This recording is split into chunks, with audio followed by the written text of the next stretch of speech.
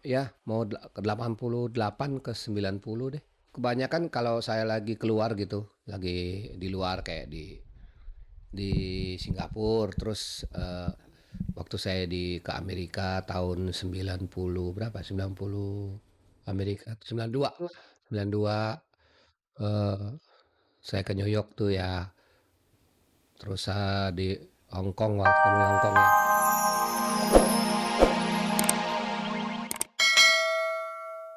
Selamat sore pemirsa, jumpa lagi dalam tayangan paling bergengsi, Cek dan Dicek bersama saya Fani Rahmasari. Inilah tayangan infotainment yang akan membuka cakrawala Anda tentang dunia selebriti.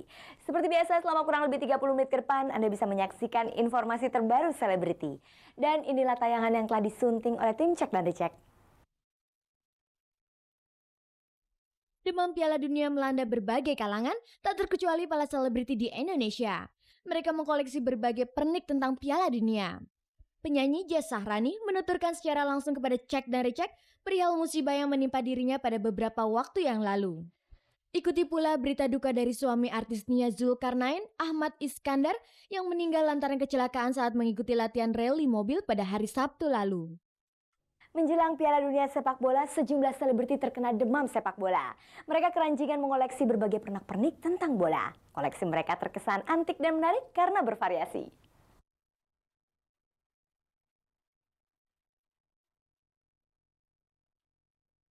Menjelang berlangsungnya kompetisi Piala Dunia di Jepang dan Korea, demam sepak bola lebih dahulu melanda muka bumi.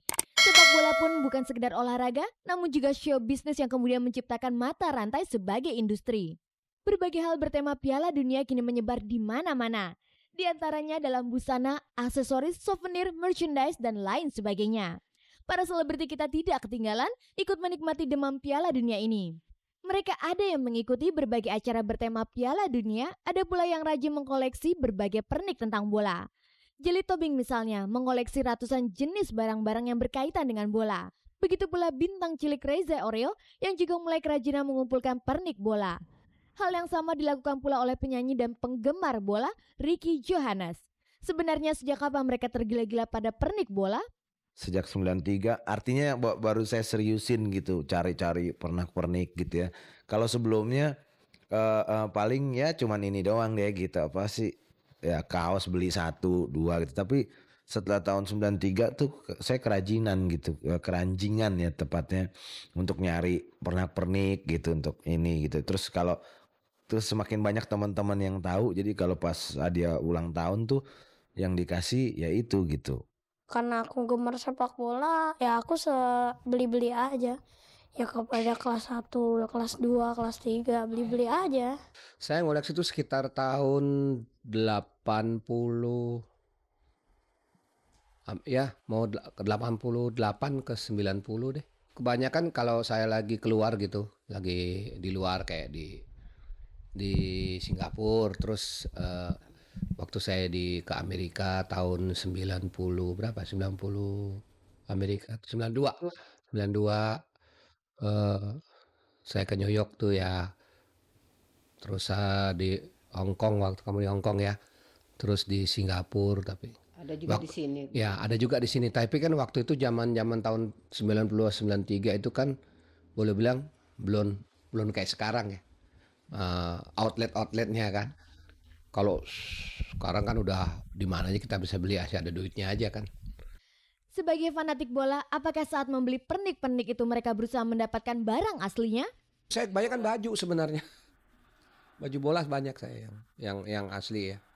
Ada beberapa pernak-pernik yang memang kebetulan teman-teman ya dari teman artis juga yang berangkat ke sana, terus mereka inget gitu, wah si Rikit nih gila bola gitu ya, kayak Ute gitu, Ruth Sanaya waktu ke Belanda dia bawain saya kaos Ajax. Terus ada Jane Petikawa, terus Tamara Geraldine pas mereka keluar negeri, mereka ngeluangin waktu untuk nyari sesuatu buat saya tuh pasti pernak-perniknya bola gitu. Lalu di antara koleksinya itu, mana yang menjadi favorit? Yang saya suka itu yang itu tuh. Mungkin yang pertama kali saya beli. Pertama Yang- kali tas ya. Yang saya beli itu yang atas tuh, kanan atas. Sampai warnanya udah lihat aja bluek gitu ya.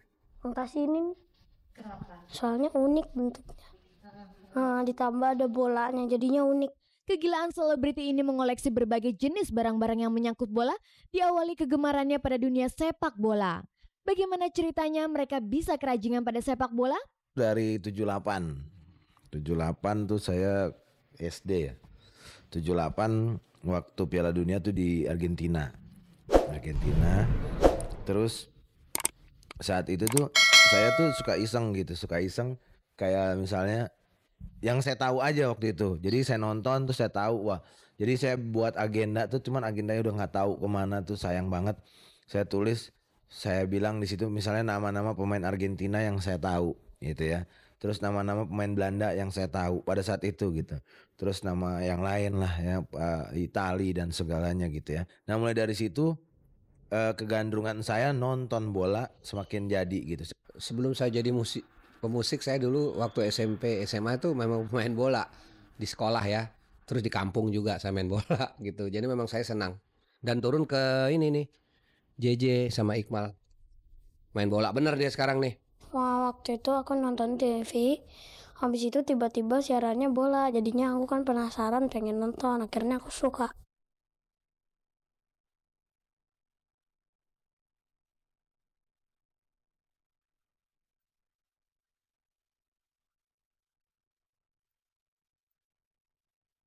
Pemirsa, berikut ini kita simak liputan hangat dan menarik yang berhasil dihimpun tim Cek dari Cek.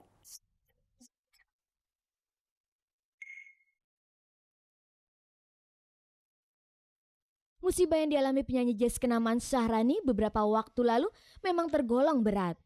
Mirror ball seberat 15 kg yang menimpanya saat mengikuti gladi resik acara promosi Citibank di Hotel Mulia Senayan ini membuat tengkuk dan leher belakangnya nyaris patah. Akibatnya selain gegar otak, ia juga mengalami kesulitan berbicara dan sering dilanda lupa. Tetapi kini keadaannya berangsur-angsur membaik. Kepada Cek dan Cek yang menjenguknya pada hari Jumat lalu, wanita asal Malang yang biasa disapa Rani ini menuturkan musibah yang dialaminya. Waktu itu aku benar-benar konsentrasi pada lagunya itu. Karena satu lagu itu memang dapatnya itu agak terlambat. Sehingga aku ngafalinnya terlambat. Jadi aku udah hafal betul hari itu, aku nggak mau keganggu apa-apa. Aku kayaknya black out cukup lama itu. Aku nggak inget nengok-nengoknya orang pun waktu lihat ada barang jatuh gitu nggak inget. Nggak tahu apa yang terjadi saat itu. Katanya melek matanya gitu kan. Katanya kalau ditanyain terus jawab atau apa. Tapi aku setelah benar-benar keesokan harinya bangun nggak inget itu semua. Mengingat parahnya kondisi itu, apakah ia harus dioperasi?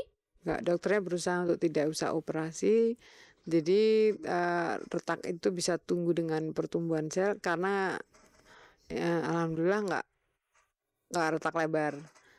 Jadi retak gitu aja, cuman jadi mungkin bisa tumbuh kalau ada pertumbuhan sel. Dan ini fisioterapinya ini masih berjalan terus. Kemarin 2 hari sih nggak sakit ininya kalau buat duduk, buat senderan. Tapi hari ini nggak tahu, udah 2 hari ini. Mungkin ototnya mulai meregang atau apa nggak tahu aku. Lantaran terjerembab, Rani mengakui beberapa buah giginya meski tidak sampai patah namun mengalami kegoyahan. Dan ini tentu saja sempat membuatnya khawatir. Kalau ini mungkin karena jatuhnya ngadep ke depan, jadi untung nggak tonggos ya Mbak. Goyang dicoba ditahan sama dokternya. Kalau misalnya penahanan ini berhasil dalam beberapa hari, akan dia tahan lagi dengan cara yang sama kayaknya gitu. Tapi kalau misalnya masih goyang lagi, wah kayak gue ompong kayaknya. Bagaimana dengan proyek album keduanya? Apakah akan diteruskan? Saya belum sempat ngobrol serius lagi sama Eki Eksotika Karma Bangga. Soalnya kemarin saya ngobrol gitu, waktu hari pertama saya sadar diketawain sama mereka. Gila nih baru sembuh udah ngomongin gini. Lalu betulkah ia menuntut PT Indomugi Pratama selaku pihak panitia acara itu? Kalau itu kayaknya tuh si Adek yang urus sama si Alin tadi. Mereka yang selalu ada rapat. Aku nggak tahu. Aku pokoknya tiap hari cuman istilahnya makan tidur sama jalanin terapi aja.